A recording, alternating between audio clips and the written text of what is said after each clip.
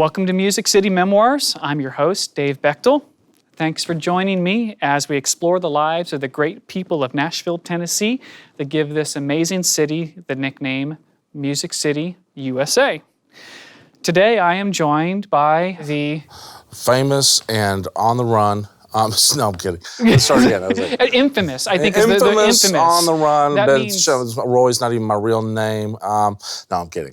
That does mean more than famous, as we have learned. Yes, it does. But yes, by the lovely and talented Roy Agee. Yes. Roy, thanks for being with us today. Now, I pronounced that correctly, Roy? That is correct, yeah, Roy and Agee. Agee. Which is pretty rare. What is the worst mispronunciation of your name? Can you give us some? I had a bank card with Roy Agee on it for like 10 years.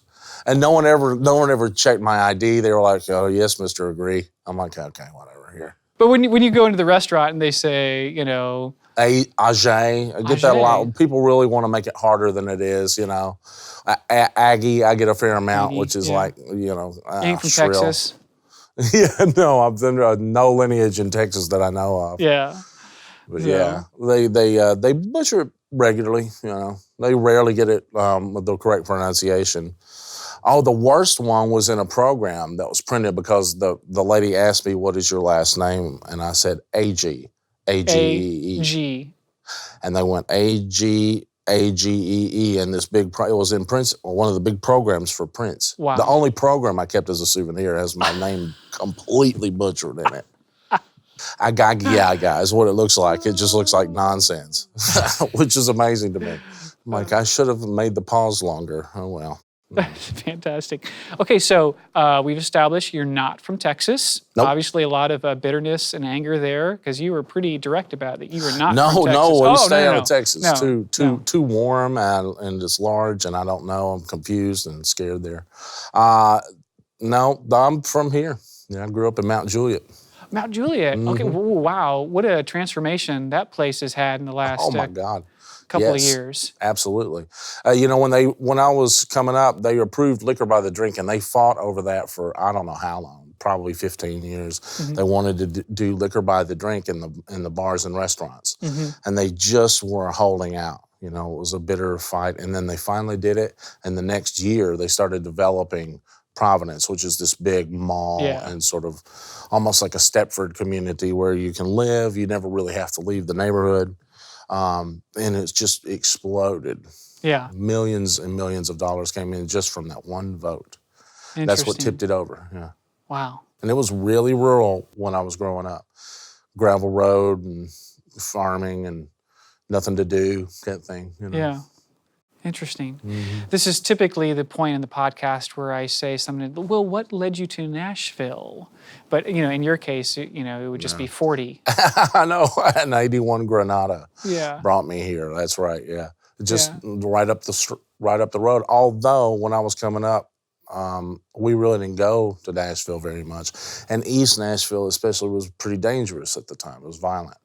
And so my dad was, "You ain't going over there," So it wasn't until I was older that I even came here. I would come here for honor bands like Mid-State or All-State. We'd play at the hotel downtown. At that time, it was a Revolutionary hotel, and I can't remember which one it is, but it's the one with the rotating restaurant. Is it a Sheraton? Sheraton. Maybe? No, yeah. That's it. That was the big, because it looked like, man, it looks like a flying saucer up there. And so we were just, blown away. Now it looks kind of dated and surrounded by all kinds of new and you are by profession a trombone player. I mean, that's why we have a trombone sitting here. It'd be pretty weird if you were a clarinet player and we this is all I had in the garage, Dave. I'm sorry. That's all we can do, buddy. That's just the trombone. I played trombone, bass trombone. My first instrument was banjo. Oh. So oddly enough, that's the rural background again, Okay. And that's how I discovered that I had good ears, is slowing down tapes and trying to figure out what rolls they're using, what note. You've got the melody, but then you're surrounded by all these other notes, and be like quick on the draw trying to figure out what that next note is so I could figure out the roll. Wow. And that's how I got into music. Who were your banjo heroes? Earl Scruggs. Yeah. My goodness, yes. And another guy named Don Reno. Okay, yeah. Don Reno was a really flashy player and played a lot of rags, real technical kind of player. Tony Trishka, another, and he just played here at the Station Inn not too long ago. Oh, cool. I love that venue. Great melodic banjo player, and was a big influence on Bela Fleck. Yes. Yeah. That's cool. And how long, when did you first pick up the banjo? I was 11. Okay, because banjos are actually quite heavy. They are, and I had a heavy one out. Those big wood back on it, rosewood, I think it is. My dad bought it from a guy named Curtis McPeak, who was a banjo player in the Danny Davis and the Nashville Brass. He was a big to-do in that area. You know? So you were trying to start your own, New Orleans band there. Yeah, you went from banjo to trombone. All I need is a giant kick drum and some cymbals on my knees, and I'm in business, really. Yeah. Go down to the mall, make a couple $100. I like it. Yeah. It's kind of like the Uber for music. That's right, yeah. But what precipitated the change, or maybe not change, but maybe the addition of the addition trombone? of it, I was in 7th grade, and I had to make up my mind we had gym class, and I had to do a year of that, and I hated it. And I'm like, oh, I don't want to run, So I was like, well, let me get in band, and it counts as a PE credit when you march and whatnot. And so I did that. And I just didn't want to play the trombone at first. I played it, and then I was like, I want to play tenor sax, because all the kids wanted to play tenor sax. And he said, I'll put you on tenor, but I'll take you out of advanced band and put you in intermediate. And I was like, oh, no, I'm not going backwards. Looks like it's trombone for me. Yeah. And that's how it happened. And then when I heard J.J. Johnson the first time, then I was like, my God, that is a great sound. Yeah.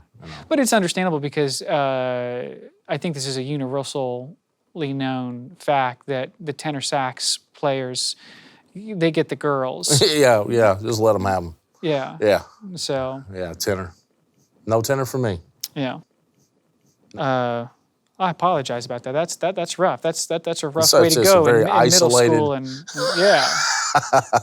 and still working on some therapy. Yeah, still, every week I'm in there just talking about the slide lubricant, and I don't know what to do, and and it's just a mess.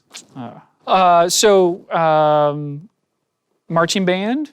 Yes. And then and marching band here in the South, in July and August. I'm sure that those on Blacktop too. Blacktop, yeah. I bet those were some really good memories for you. When I first got in there, I was nauseous. I was like, "What's going on? This heat, Yeah. And then I got acclimated to it. And we would practice every summer. Our band camp would be at MTSU, and so we would go to MTSU and we'd practice on that blacktop, which accentuated the heat. And I had this one guy in my section that wanted to mark his spot, because we would go between forms and learn the forms. He wanted to mark his spot with water, and it'd be evaporated by the time he started to the other place. You know? I'd be like, Scott, water evaporates real fast on hot asphalt. And I would explain that 4 or 5 times to him, but he was just like, well, I can see it. I'm like, no one can see it, Scott. So he didn't get into honor science, no. AP science? No, he didn't really understand those concepts, I'm afraid, sadly. Yeah. So you said it was somewhat rural, kind of where Country, you grew up. Say.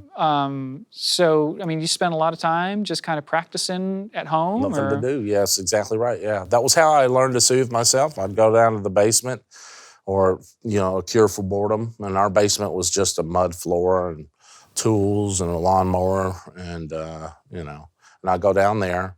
And I had a dual tape deck. And I got really fascinated with overdubbing. But, so no isolation or anything, but I had these excerpt books, orchestral excerpts, and the 3 trombones and tuba. And so I would play it real loud with a metronome going, tink, tink, tink. And by the 3rd pass, of course, it's feeding back, and it's like, cacophony. Yeah. But I could still make out the parts, and I was just fascinated that you could stack yourself like that. Wow. I'd never been around any recording or anything like that. I didn't know anything about it. I was just like, if I play this loud and then record on the other deck, well, they'll put them together. Yeah. And that's what I did. So you moved from high school band to what? To college. I went to Vanderbilt. Oh, okay. Anchor down. Anchor down. That's right. Yeah, drag that anchor through your whole life. Yeah. I've always sort of wondered about that. Anchor down. No water anywhere. I don't know what they're thinking. But anyway, yeah. So I went to Vanderbilt and then graduated and went pretty much immediately on the road with the Glenn Miller Band, the String of Pearls guy. Yeah. In the Mood. So he died in 1940 something, I guess. I don't know. Airplane crash, World War II. Airplane crash, World War II, English Channel. And so it was what they called a ghost band. And so I joined that in my 20s, and we went all around the United States. I think you paid $500 and you had to pay your own hotel a week. Wow. You know, so you couldn't really hang on to much money. So, but like we went and did these one-nighters all over, and I mean every night. We would travel and play, travel and play, travel and play. And I got a lot of experience. Learned how to read, learned how to blend, learned how to do all this nuanced stuff that I would need later in my life. You know. And we went to Japan. I've never been any place like that. Wow. You know. And so small farm town boy heading over to Japan. I'm in Japan, yeah, and I'm like, well, didn't see this coming, you know. Wow. It was cool. That's really cool. And how much touring there did you do? Was it just like 1 or 2 shows, or is it, No, 6 weeks of one-offs all over the country. Wow, how fascinating. I mean, we didn't have a day off. It was intense, but it was fun too. Yeah. You know, and I got a beer out of a vending machine, which I'd never, and first time I drank any beer at all was in Japan. I was 23. Wow. And we went to what's called a yakiniku place where they bring you raw meat to cook in this little table, this little grill in the table, and then limitless beers for like 90 minutes. And oh my God. What a great recipe for a young 20-something-year-old. I got lost on the train with a bunch of people I didn't know. And I can't see how that would have happened. Yeah. Whoops. Yeah, this barbecue's delicious. What city am I in? Yeah, that's pretty much it. Yeah. That's amazing. So cutting your teeth out on the road and that sort of thing. And then where did life take you after that? After that, I left the band after about a year and then started freelancing here. And that time it was a lot of club work. So I was playing, Mayor Bulls had a club on 2nd Avenue that was I played in the basement with a Chicago tribute band called Nobody's Business. And they did Blood, Sweat, and Tears in Chicago. And then I still wasn't recording. I was just doing gigs everywhere I could, you know. Sat in at Wolfie's once a week with Buddy Spiker and got around those kind of folks, you know, and learned from them and just took gigs. Did weddings, lots and lots and lots of weddings at that time. How did you kind of sneak your way into the recording world? I still don't really know. I know that I never had a plan. I was never somebody that had a plan. I just really liked doing that, and it made me feel good to do it. So the first session I did was for a guy named Lloyd Berry, who was this great arranger, trumpet player, still is very active and really great. And he would write really hard the gospel stuff, like Earth, Wind, and Fire sounding stuff. And it was really hard. But I had been reading a lot over the years, and I was a good sight reader, especially for my age at that time, and that was my first session, and it was really hard. Wow. And I stood up to the pressure and did okay. Cool. I did fine, and that started me. Yeah. You know, by then, I got thrown in a sub here or there, different recordings. And still doing gigs, of course. Yeah. All the time, you know. Was there were there other players on that first gig? Vinny Shashelski, Jim Horn, Doug Moffitt, I think Martin Douthit might have been there. Wow. Yeah. So it was like 3 saxes and 2 brass, and the brass had to stack. And I was like, all right. It's like I used to do in my basement. Yeah. Only better. How cool is that? Yeah, that was cool. Now, when you got there, did you see the charts in advance? So when you got there, were your eyes a little bit bigger? Oh my God, yeah, it was Ledger Line City. And lots of rhythms and I was like, phew. All right, let's play. You know, what are you gonna do? I'm either gonna do it or not. Any of the other guys kind of offer any assistance, or are they kind of like, here you go, rookie? Yeah. Jim Horn laid down the lick from Africa, that lick. Wow. You know? And he sat it down, written out, and it was like ledger lines. It's crazy looking high F. And he's like, okay, here's your sheet music. But he was messing with me. Yeah. I'm like, okay. And I started trying to figure it out. You know, I was like, all right, I think that's an F. And he just said, oh, I'm just messing with you. I was like, well, I mean, it all looks about the same level to me, buddy. You know, we're in it. So you are somewhat well known around these parts for playing with Prince for a while. Mm-hmm. What was that experience like? It's exactly as crazy as you might expect. Okay. A lot of the stories that we've heard over the years are true. It was being on call, so like I had to sort of give up stuff. Early on, I discovered I had to sort of put everything on hold here, or I was going to burn bridges left and right. Because, like, for example, if it were still in the band, he was still around, I would get a call. I could get a call right now, and as soon as we were done with this, I would have to go to the airport. Wow. And go to Minneapolis right then, you know. And it was like, wow. So there was that, and his musicianship was amazing, and he was gracious. He trusted me, so I got to be around him, watch him mix, watch him do overdub stuff or add guitar to something, you know. Although he did prefer to record most everything at the same time. Yeah. Did you ever get to play banjo for him? No, but he knew I played. Oh. He saw I made a video of the dueling banjos years ago where one guy's lost, and the other guy knows it. And it's just me going back and forth between those characters, and he saw that. He liked it. That was pretty funny. Mm-hmm. Yeah, that's cool. Yeah, now, cool. Did you have to wear purple? Was that a requirement? No, not in the day-to-day, but I did have to buy a purple suit from Overstock.com. Okay. Like, I got that call, and I was like, oh, I think I might quit. I don't know. But so I had to go get that suit, and, you know, when we played the Essence Festival in New Orleans in a real sort of shark skin looking purple suit. I don't know whatever happened to that. I've lost it, but wow. Yeah. Oh yeah. That's fun. And we got a call, an email Christmas Eve. Oh no, Christmas Day, because the next day we were going down to Texas to play a gig for Nokia. Oh wow. And so Prince would like you to have an ascot for tomorrow's gig. An ascot. I mean, I'm like, what? I was like, I got to look that up. I don't even know what that is.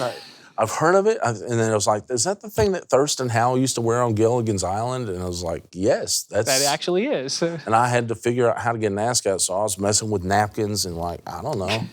You know, but I had a friend in D.C. who was flying in who brought a bunch with him.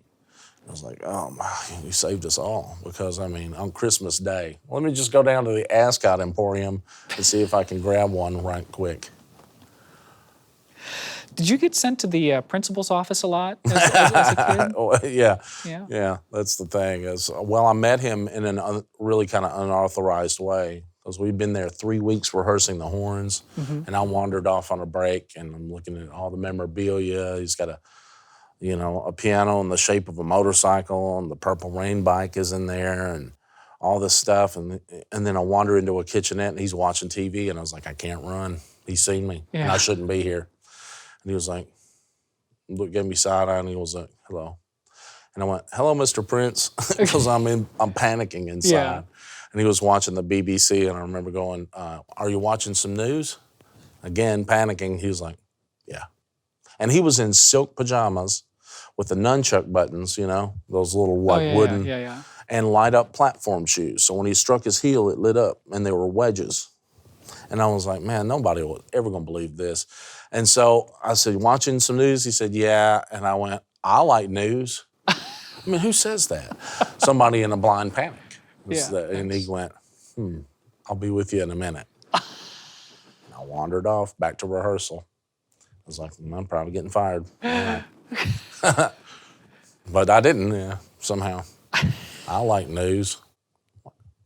Get out of here. That was such a nice and polite way of saying that. You were dismissed, sir. I'll be with you in a minute.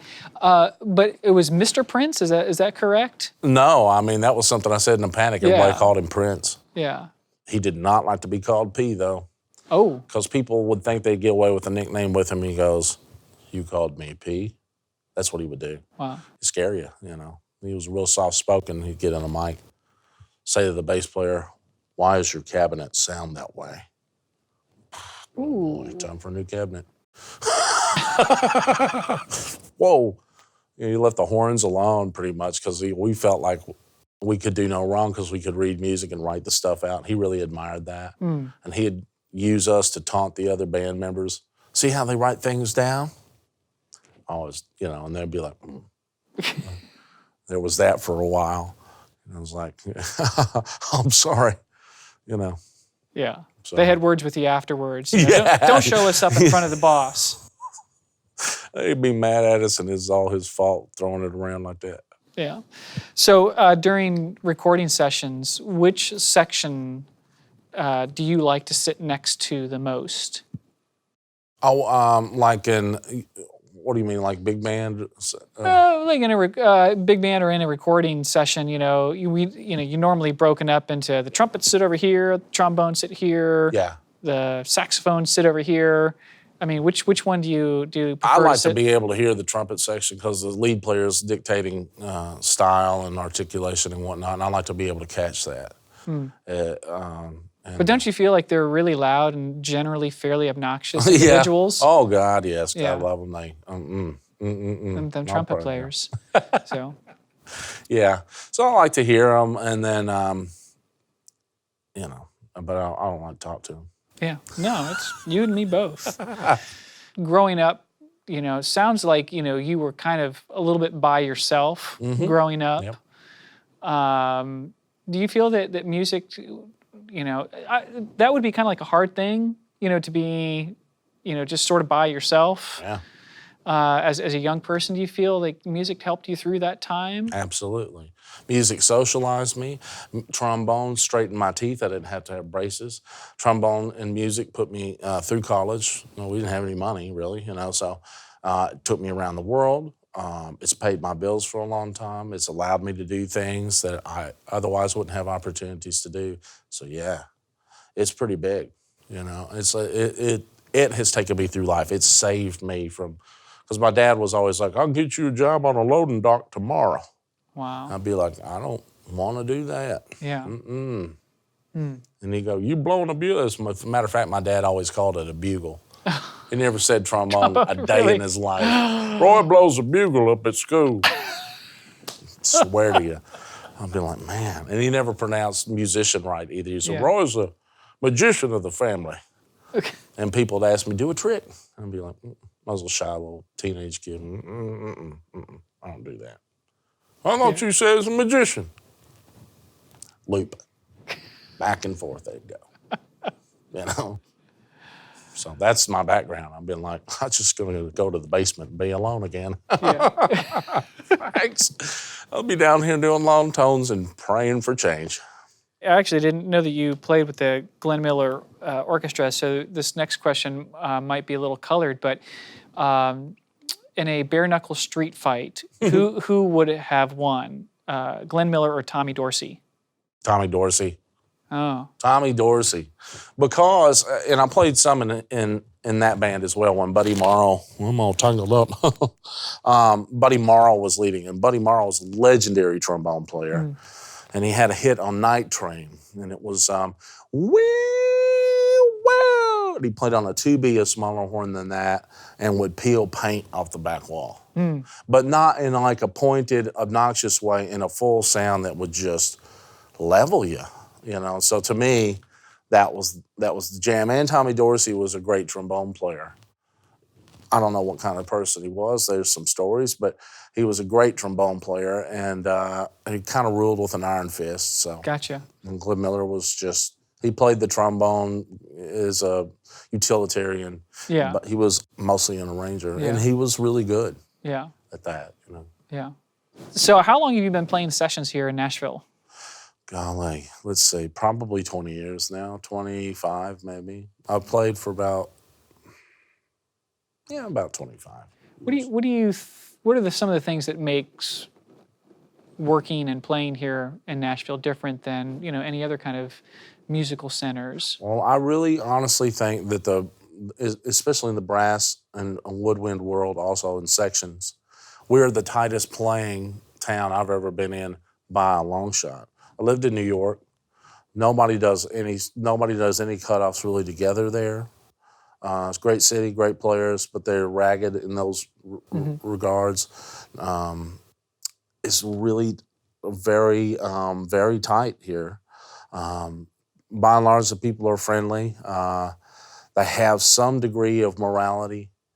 I mean, sometimes people be weird, but like in Los Angeles, it's a different animal, And they can do that sort of tight cutoff thing too, but it's just their camaraderie doesn't exist in LA like it does here. It just doesn't, in my experience, limited as it may be. But I played out there and thought, man, I'm lucky to be where I'm at. Didn't even know coming up that it was this way. It's just what I took for granted. That's how I knew it to be, and I learned and learned. And when I would go to other places, I was prepared because of living and working here. Right. Are there people in the music world that that motivate you? I have some mentors. Yeah, Jeff Bailey is one. Oh yeah. He's a great brass player. Yeah. And for people that think that live playing versus studio playing, you hear that a lot of times. A lot of folks think, well, there's no real difference, but there is. Oh, absolutely, there is. There's a huge difference. A huge difference. And so, like, to watch him play his trumpet is the same as to watch a great commercial singer, where everything is super upfront and very controllable, and you can hear your pitch, and that's how he plays. And I watch him. And I've asked him questions. Mike Haynes is another one I've learned a ton from. Same thing. Everything's right in the front. It's just like nothing's in the way. Yeah. And that's pretty cool, and that's what I've always strived for, those two guys. Have you had the opportunity to, see something where your work, either as a musician or something you've been involved with, has really kind of made a positive impact on someone other than just like, oh, I like that song? Yeah, no. I think that especially with kids and bands and educational outings that I've had, when I arranged a couple of songs for the band in Hendersonville, the high school band. And I always thought it was important for kids to connect to their listening when they're just listening for themselves and what they're doing in band. That was a big thing, to connect those two, because the imagination and the fire lies in their casual listening. It doesn't really lie in what they're learning. But if they can come at the learning part of it with that in mind, then they take off. That's when the imagination really takes off. Yeah, that's great. Hello. Are you wearing a wire? No, I'm not wearing a wire. No. No, I'm not an informant. I swear to you, Frank.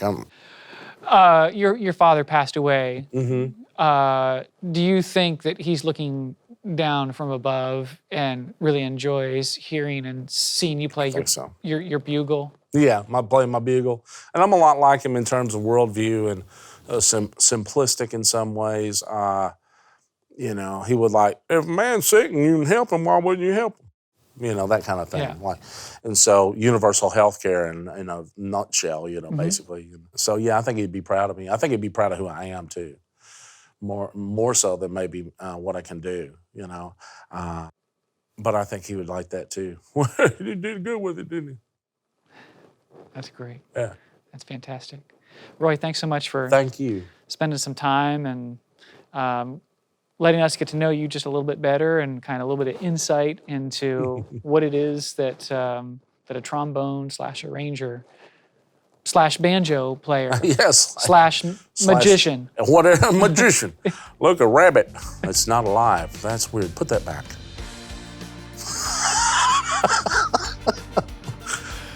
All right, thanks, Roy. Yeah, thank you.